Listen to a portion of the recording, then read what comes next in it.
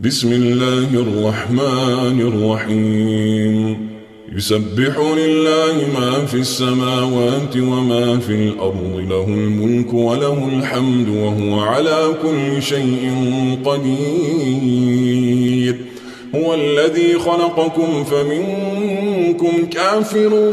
ومنكم مؤمن والله بما تعملون بصير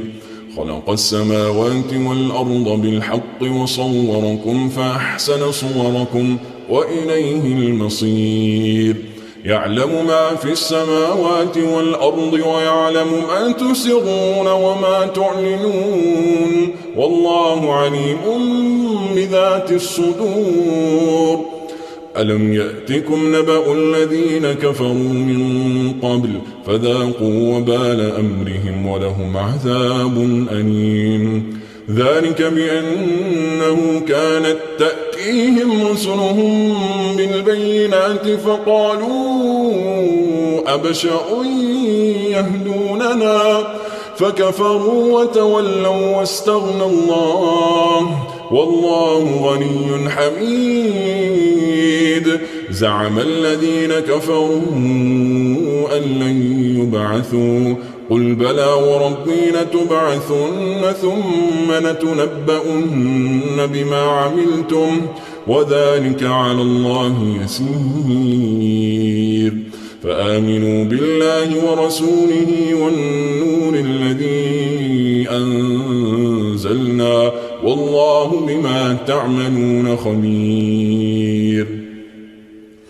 يوم يجمعكم ليوم الجمع ذلك يوم التغابن ومن يؤمن بالله ويعمل صالحا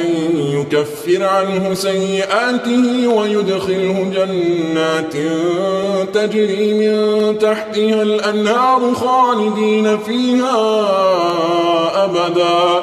ذلك الفوز العظيم والذين كفروا وكذبوا بآياتنا أولئك أصحاب النار خالدين فيها وبئس المصير ما أصاب من مصيبة إلا بإذن الله ومن يؤمن بالله يهد قلبه والله بكل شيء عليم وأطيعوا الله وأطيعوا الرسول فإن توليتم فإنما على رسولنا البلاغ المبين الله لا إله إلا هو وعلى الله فليتوكل المؤمنون يا أيها الذين آمنوا إن من أزواجكم وأولادكم عدوا لكم فاحذروهم وإن تعفوا وتصفحوا وتغفروا فإن الله غفور رحيم إنما أموالكم وأولادكم فتنة والله عنده أجر عظيم فاتقوا الله ما استطعتم واسمعوا وأطيعوا وأنفقوا خيرا لأنفسكم